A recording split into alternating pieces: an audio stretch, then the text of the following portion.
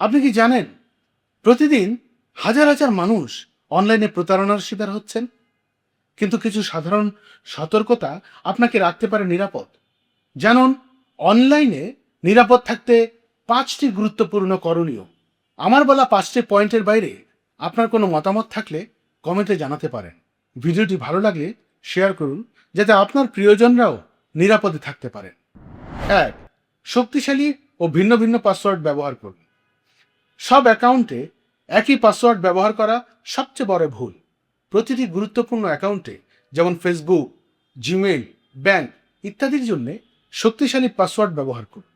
পাসওয়ার্ডে বড় ও ছোট হাতের অক্ষর, সংখ্যা এবং বিশেষ চিহ্ন যেমন #, মিশ্রণ করে তৈরি করুন। প্রয়োজনে একটি বিশ্বস্ত পাসওয়ার্ড ম্যানেজার ব্যবহার করতে পারেন। 2. 2 ফ্যাক্টর অথেন্টিকেশন চালু করা। এটি আপনার অ্যাকাউন্টে নিরাপত্তার একটি অতিরিক্ত স্তর যোগ করে। পাসওয়ার্ড হ্যাক হলেও কেউ আপনার অ্যাকাউন্টে ঢুকতে পারবে না, কারণ লগ ইন করার সময় আপনার ফোনে একটি ওটিপি বা কোড আসবে। আপনার ফেসবুক, গুগল এবং অন্যান্য প্রয়োজনীয় অ্যাকাউন্টে আজই 2 ফ্যাক্টর অথেন্টিকেশন চালু করুন। 3. সন্দেহজনক লিঙ্ক ও ফিশিং স্ক্যাম এড়ানো। লটারি জেতা, ফ্রি গিফট, হুট করে আসা কোনো অপরিচিত লিঙ্কে ক্লিক করবেন না।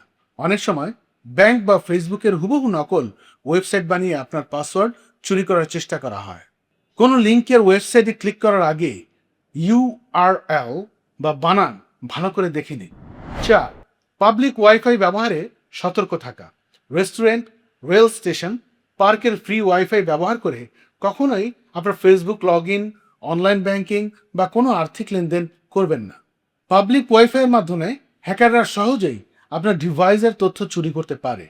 খুব প্রয়োজনে VPN ব্যবহার করতে পারেন। 5.